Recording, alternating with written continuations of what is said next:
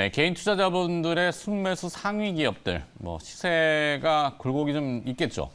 그런 기업들은 관심이 많으시니까 진단을 좀 어떻게 해봐야 되는지 전문가의 도움 말씀 좀 들어볼까요? 하이투자증권 강북 WM센터 이화진 과장 나와 있습니다. 어서 오세요. 안녕하세요. 가칭 주주회생 프로젝트. 자, 살려봅시다. 일단은 어떤 기업이 또 낙폭이 컸고, 뭐 개인 투자자분들의 비중이 높고 관심들이 있었는지. 어떤 기업?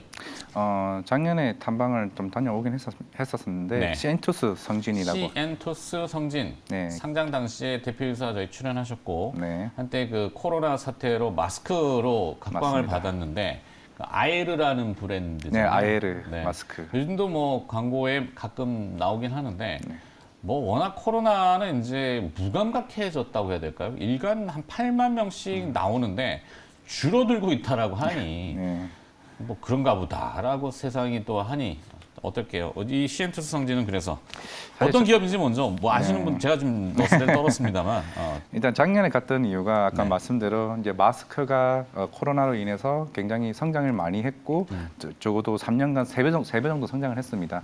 이제 간 이유는 그러면 그 다음은 이라는 이제 의문점을 가지고 이제 탐방을 갔었죠. 결국에는 이 마스크를 팔아서 과연 이 회사가 어떤 뭐 증설을 할 건지 투자를 할 건지 이런 부분에 대해서 좀 고민을 했던 부분이었고 결국 이 회사 같은 경우는 이제 에어 필터 이제 공기청정기에 들어가는 결국엔 마스크를 기술을 결국 이쪽에 이제 따라가는 겁니다. 결국에는 공기청정기 필터나 이제 차량용 이제 캐빈 필터에 들어가는 에어 필터 쪽으로 사업을 더 확장시킬 수 있는 부문이라고 해서 이제 작년에 이제 다녀왔었고요. 물론 회사 측에서 생각했던 올해 한 5월쯤이면 이제 마스크 부분이 계속 이제 오늘 코로나가 많이 빠질 거라고 생각을 했는데 아직도 네. 계속 마스크는 실외 마스크가 이제 안 써도 된다는 면제가 되긴 했습니다만 아직도 대부분 사람들은 마스크를 계속 쓰고는 있죠. 그래서 매출 비중이 그래서 보건용 마스크 비중이 60%, 이런 공기청정기용 필터가 대략 40%가 나오는데 네. 이게 향후에 공기청정기 필터가 이제 반대로 7대 3으로 갈 수 있는 분위기가 나와야 한다고 생각을 했는데 아직도 그런 부분이 계속 지연되고 있습니다. 실제로 보면 공기청정기용 필터 같은 경우는 이제 코웨이가 또 말레이시아나 이쪽으로 또 진출을 했죠. 이제 이쪽에 들어가게 되면서 코웨이가 그 방탄소년단이 네, 광고하는 게 맞죠? 네, 맞습니다. 예, 그게 또 말레이시아 진출하게 되면서 거기 들어가는 공기청정기 필터나 이런 수처리 필터, 우리가 흔히 말하는 뭐 샤워기 같은 그런 필터 쪽으로 쓰고 있는 부분에 대해서도 조금 이제 진출을 하고 있는 부분인데 아직은 이제 공장 증설이나 뭐 이런 부분 때문에 좀 비용적인 측면이 나오고는 있습니다만은 향후 조금 이쪽에서 성장을 모멘텀으로 봐야 되지 않을까라고 생각을 하고 있습니다. 물론 아까 앞에 말씀드린 뭐 아이르 마스크 같은 경우도 이미 뭐 N쇼핑몰 이런 데서도 이미 판매 1위를 했던 만큼 계속 좋아지고 있습니다만은 워낙 이제 마스크 경쟁 업체가 많아지다 보니까 그만큼 단가도 계속 하향 안정화되다 보니까 이쪽에서의 성장은 조금은 어느 정도 조금 성숙기에서 조금 내려가고 있는 단계가 아닌가 좀 그렇게 생각하고 있습니다.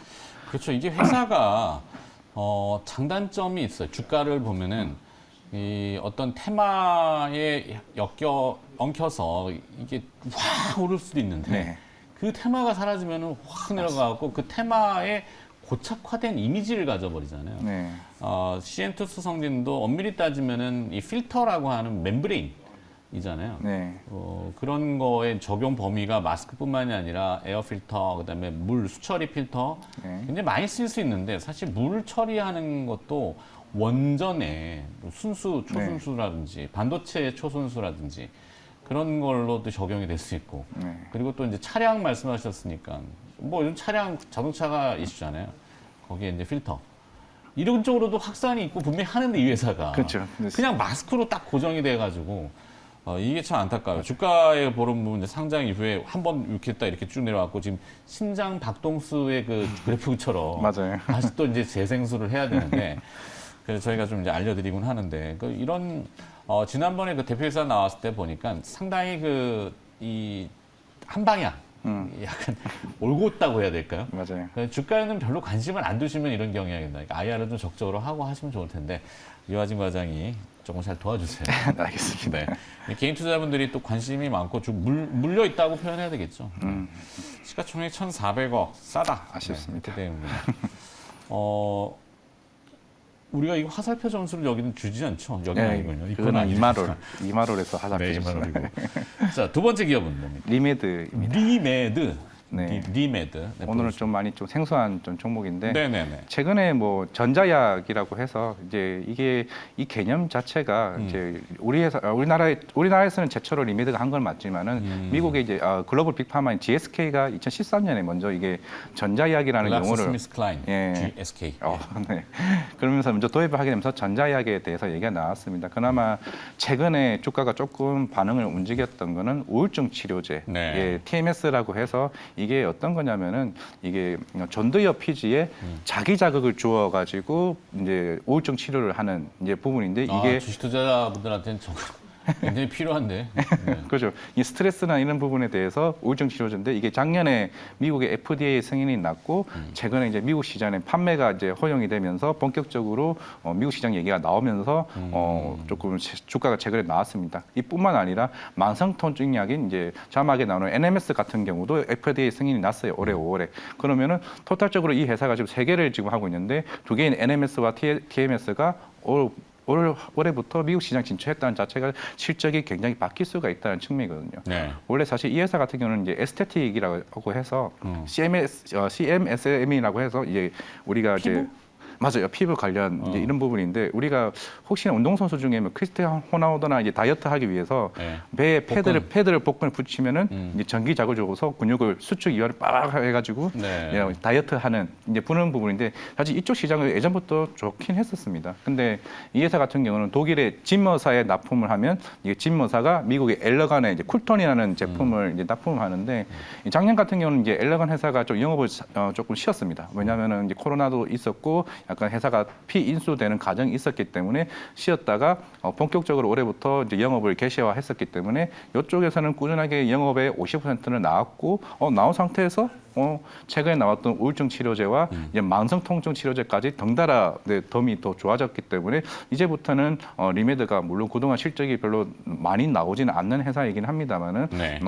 올해 말이나 내년부터는 좀 본격적으로 이 시장이 조금 개화되지 않을까 좀 생각하고 있습니다. 갑자기 그게 생각이 났는데 무중력 치료제 말씀하셨는데 전자극을 줘서 근육을 수축시키는 수축 이완을 계속 반복시키는 거죠.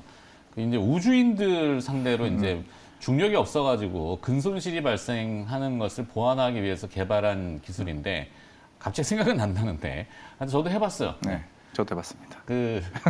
잘 안 빠지는데 식욕은 많이 자극이 돼서 더 찌더라고요. 네. 그리고 추가적으로 그래서 전자기 치료라는 개념 이게 표현이 전자약을 이러니까 일반 대중들한테는 이해가 잘 안 되는 거거든요. 맞아요. 그래서 실제로 이제 좀 더 얘기를 하자면, 그러니까 우울증 치료제 얘기가 나왔는데, 물론 우울증 환자들은 이제 약물 투여도 하고 있습니다만은 네. 실제로 약물 투여가 안 받는 환자들이 대부분 이제 45%가 되나 봐요.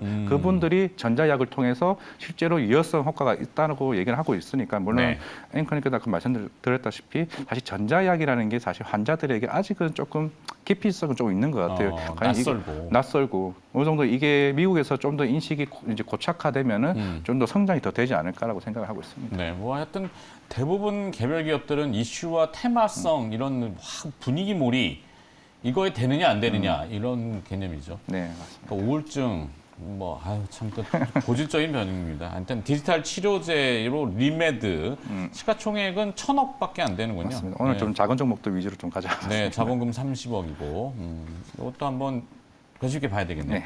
자, 또 다른 기업은 어떤 거? 아이원스. 아이원스. 네, 이게 2021년 이제 12월에 최대 주주가 변경이 됐습니다. 한솔테크닉스로 해서 어디로 변경됐다고요? 한솔테크닉스. 한솔테크닉스. 네, 최대 주주가 34% 정도 지분이 나왔는데 물론 올 초에 이제 이 회사가 이제 거래가 정지가 됐었죠. 이게 왜냐면은 예전 대표가 이제 횡령 이슈가 나왔습니다. 배임 횡령 건이 걸려 있었네. 이미 이거는 이제 법적 관련해서 이미 다 해소가 됐던 부분인데 이게 또 올해 초에 관련 오스템 임플란트 또 이슈가 계속 나왔기 때문에 좀 시장에 대해서 이 회사 이미지가 조금 안 좋았던 건 사실입니다.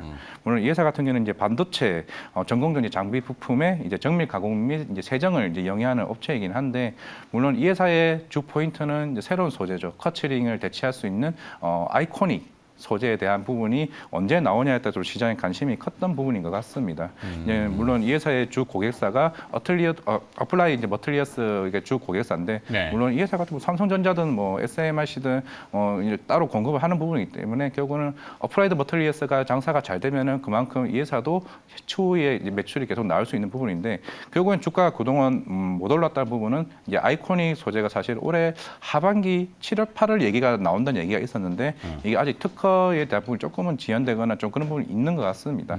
결국 이제 커처닝 소재 자체를 대체할 수 있다라고 한다고 하면은 이 시장 규모가 생각보다 큰 시장이고 실제로도 많이 된다면 매출도 크게 많이 상승할 수 있는 부분이기 때문에 조금 주목은 해볼 필요가 있다. 뭐 당장 사라는 의미는 아니고 네. 결국에는 조금 더 지켜본다라고 하게 되면 반도체 시장의 흐름이 뒤바뀐다라고 좀 생각을 해볼 수가 있을 것 같습니다. 아, 이 아이원스 들은 거 있는데. 네. 맞습니다. 뭐 하도 많이 들어가지고 그죠. 뭘 들었는지도 이제 헷갈려하고 근데 삼성 그 한솔 네 연결성 있는 것 같아요. 자 그럼 셋 중에 선택을 그래도 조금 해야 한다면은 리메드죠. 성장성에 대해서는 아직은 전자약에 대해서 시장이 어느 정도 인식을 좀 못하는 부분도 없지 않아 있고 네. 만약에 이렇게 효능이나 이런 부분이 물론 올해 초에도 학술 학회나 이런 의료기기 관련해서도 유럽에도 같이 나와가지고 조금 시장에서 좋은 반응을 일으키긴 했지만은 네. 결국에는 실적이 나와야 이 회사에 대해서 알 수 있는 부분이고 네. 전자약에 대해서 좀 더 인식이 되는 부분인데 결국에는 시간이 걸리겠지만은 추후 시총이 지금 싸다라는 관점 하에는 좀 리메드를 좀 중장기적으로 보면 괜찮지 않을까 생각하고 있습니다. 네 리메드 이렇게 정리하겠습니다. 네. 자 주주총회라는 타이틀로 개인 투자자분들이 관심이 있는 몇몇 기업들 물론 어색하거나 잘 모르시는 기업 소형주일 수도 있지만 그래도 있는 기업들이 있기 때문에 하이투자증권 강북 WM 센터 이화진 과장이었습니다. 오늘 고맙습니다. 네, 감사합니다.